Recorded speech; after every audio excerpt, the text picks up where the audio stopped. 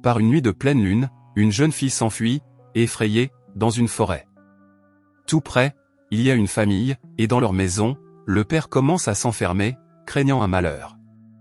La mère du petit Charles lui donne un collier pour le protéger et va voir son mari, qui garde l'entrée avec son arme. Soudain, la fillette frappe à la porte pour demander de l'aide, mais l'homme tire dans sa direction.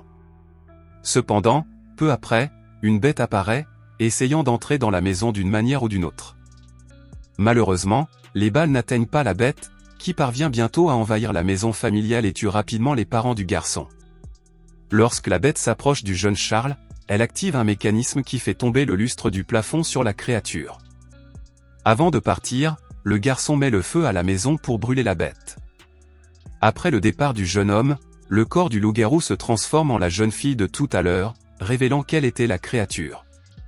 25 ans plus tard, dans un bar, Charles adulte écoute les récits d'un homme qui raconte que son cheval a été attaqué par une créature monstrueuse et que l'animal n'a plus que 2 jambes. Le fait sourire, mais soudain des individus entrent dans l'établissement en affirmant qu'une attaque cruelle d'un loup-garou d'une férocité inégalée a eu lieu dans leur village.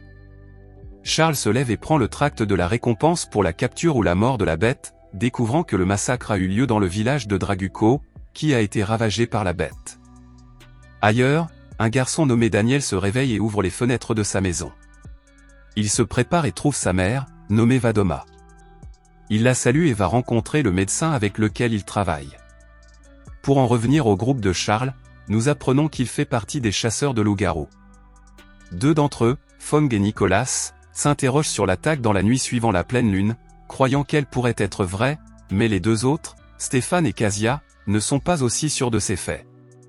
Dans le village, les survivants ramassent les restes des morts. Daniel arrive sur le site et va voir le médecin, qui lui parle de ce qu'il a découvert et lui dit qu'il y a probablement plus d'une bête.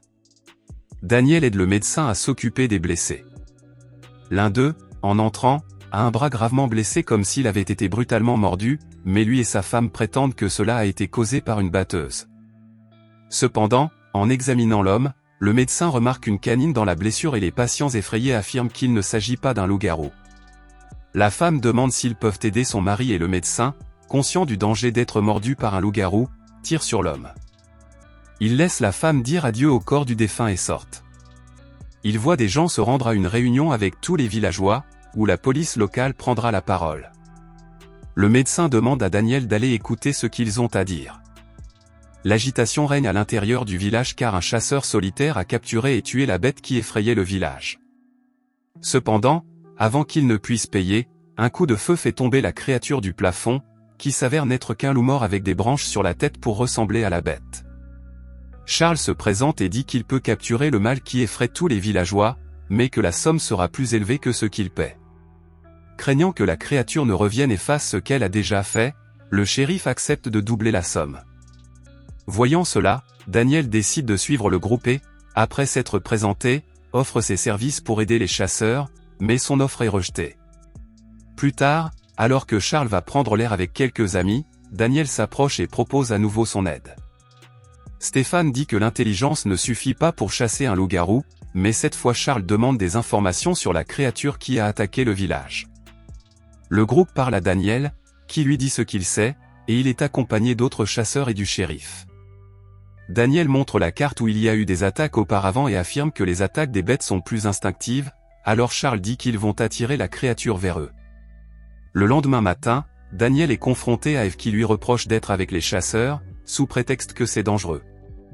Daniel répond qu'il aidera les chasseurs pour aller au village, puis part voir le médecin pour lui montrer les marques du mouvement de la bête sur les corps. Après avoir examiné la victime, Daniel déclare que la créature mesure plus de 2 mètres, c'est pourquoi Charles a besoin rapidement de pièges plus grands, car la pleine lune approche. Les chasseurs se rendent dans la forêt et commencent à construire des pièges pour tuer la bête. Après avoir tout préparé, il ne leur manque plus qu'un appât pour attirer la créature. Le groupe demande donc à Daniel d'aller au village et de rapporter des morceaux de corps. Daniel vole les morceaux de corps et les apporte aux chasseurs. Mais avant de quitter le village, il est aperçu par Eva qui, intriguée par les activités de son ami, le suit. Daniel arrive à l'endroit où se trouvent Casia et Stéphane et, s'approchant de la femme, lui demande de cacher ses vêtements. La scène est vue par Eva qui, ne comprenant pas vraiment la situation, devient jalouse. Les chasseurs se préparent alors à partir dans la forêt à la recherche de la bête, mais précisent que Daniel ne les accompagnera pas. Sans qu'ils s'en rendent compte, des hommes les observent, attendant de les suivre pour tuer eux-mêmes la créature. Pendant ce temps, Daniel se prépare une lame. La nuit tombe et un groupe d'hommes joue dans le club où travaille Vadoma. Pendant ce temps, les chasseurs de Charles prennent position dans la forêt.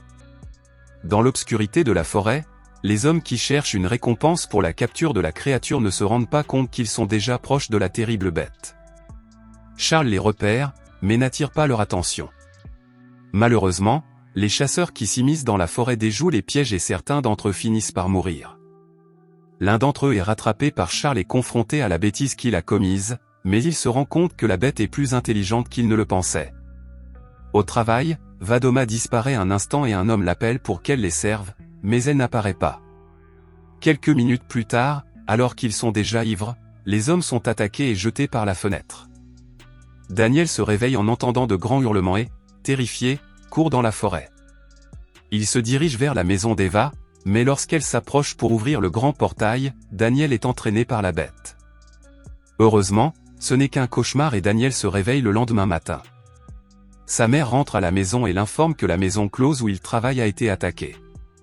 De retour au village, Daniel dit à Charles que les gitans en savent plus sur la créature et qu'ils peuvent lui fournir des informations. Quelques instants plus tard, nous voyons Daniel et Charles se diriger vers le campement des gitans. Ils ne sont pas bien accueillis au début, mais disent qu'ils sont venus voir leur chef. Ils sont conduits à Furka, qui leur explique que la bête n'a pas été transformée en loup-garou, mais qu'elle est née avec cette malédiction, plus forte et plus intelligente.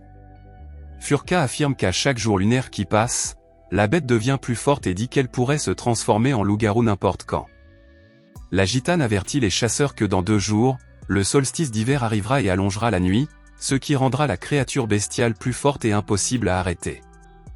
Après la conversation, les 2 hommes retournent au village. Pendant ce temps, Daniel s'infiltre dans le cabinet du médecin pour vérifier les dossiers médicaux, lorsque le médecin apparaît en s'interrogeant sur la présence du jeune homme. Daniel affirme que l'attaque présente un schéma, et que seuls les hommes de la maison close ont été tués dans le village. Malgré ces affirmations, le médecin n'apporte aucune aide. Daniel va alors parler à Charles de ce qu'il a découvert et affirme catégoriquement que les victimes étaient des voleurs, des menteurs et des hommes de mauvaise vie. Pendant ce temps, le shérif dit à tout le monde que l'une des personnes du village est la créature et, après enquête, il trouve quelques suspects, dont le père d'Eva, le chef des gitans et la mère de Daniel. Le plan est de garder ces personnes enfermées jusqu'à ce que la nuit passe et, si c'est l'une d'entre elles, elles sauront qui est la bête. Étonnamment, le shérif lui-même est emprisonné par ces hommes, ce qui le laisse parmi les suspects pour n'avoir pas eu d'alibi la nuit précédente. Quelques instants plus tard, Charles s'apprête à partir avec son groupe de chasseurs, mais une fois de plus Daniel est repoussé, bien qu'on lui donne une arme pour se défendre. Le chasseur survivant, JG, est enlevé par les chasseurs de Charles et emmené comme appât dans le nouveau piège de la créature. Daniel s'approche des ruines et observe le groupe de Charles, cherchant immédiatement un endroit où se cacher. La nuit tombe bientôt et les chasseurs se préparent, se positionnant à des endroits précis. La lune est grande dans le ciel et une étrange silhouette encapuchonnée s'approche des ruines. Elle ne tarde pas à pénétrer dans les lieux et à capturer le jeune Daniel. Soudain, le shérif se sent à nouveau malade et, voyant cela, les gardes craignent qu'il ne soit le loup-garou, lui tirent dessus et, perdant la tête, tue également les autres personnes présentes dans la cellule, ne laissant que la gitane et la mère de Daniel.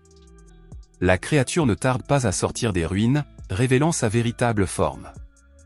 JG, terrifié, parvient à se libérer de ses liens et rampe sur le sol, tandis que le redoutable loup-garou s'attaque à Charles, qui s'en sort de justesse. Mais la bête prouve qu'elle ne veut pas de lui comme victime et, après avoir terrassé les 2 autres chasseurs, se jette sur JG, l'attaquant sans pitié de manière immortelle. Les chasseurs reprennent l'attaque et font reculer la bête. Après ce moment de tension, le groupe se dit que la créature ne veut pas vraiment les tuer. Stéphane raconte à Charles qu'avant le début de l'attaque, il a vu Daniel se cacher à proximité et que, peu après, la bête est apparue. Dans la scène suivante, on voit Daniel se réveiller dans son lit. Cette fois, il a des blessures sur le corps et, en les examinant, il se rend compte qu'elles ont été faites pendant l'attaque de la nuit précédente. Se sentant comme la bête, Daniel prend peur.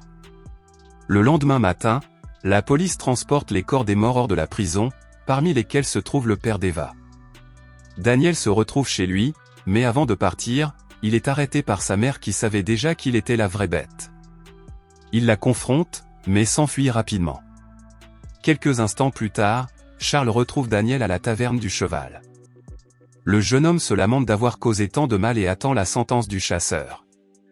Cependant, avant que Charles ne puisse tirer, le docteur abat le chasseur, sauvant ainsi la vie de Daniel et lui révélant qu'il a toujours su qu'il était le loup-garou et qu'il l'a lui-même entraîné à être cruel envers les voleurs, les menteurs et les hommes malveillants du village. Daniel n'accepte pas la vérité et s'enfuit. Chez Eva, la jeune fille est surprise par Stéphane, qui la laisse pantoise. Elle ne tarde pas à souffrir d'une tentative de caresse contre son gré.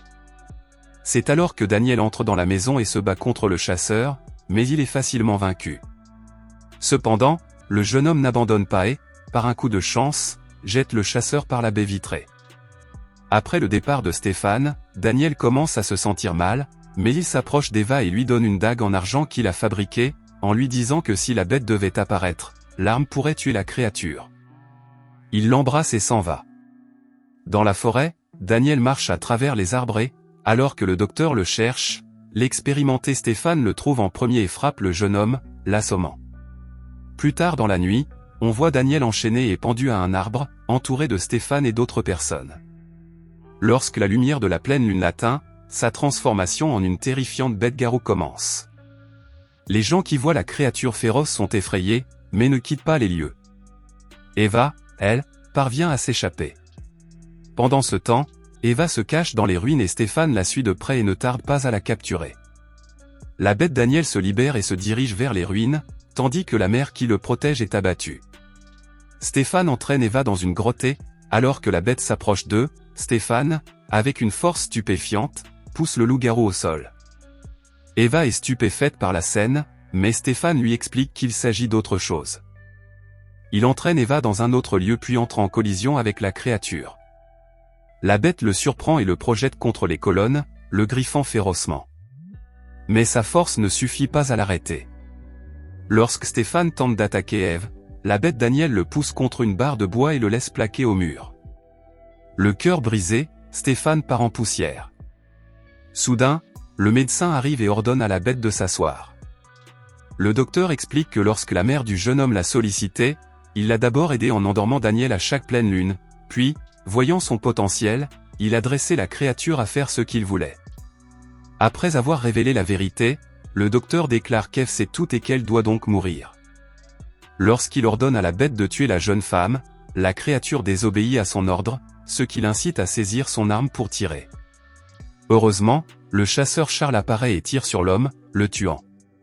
Lorsque lui et les autres chasseurs apparaissent pour achever le loup-garou, Ève les arrête, donnant à la créature le temps de prouver qu'elle peut reprendre forme humaine.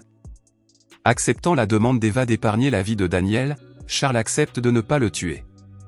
Il remet ensuite au jeune homme son collier de loup, lui offrant la possibilité de devenir chasseur. Daniel remercie Eva pour son aide et l'embrasse.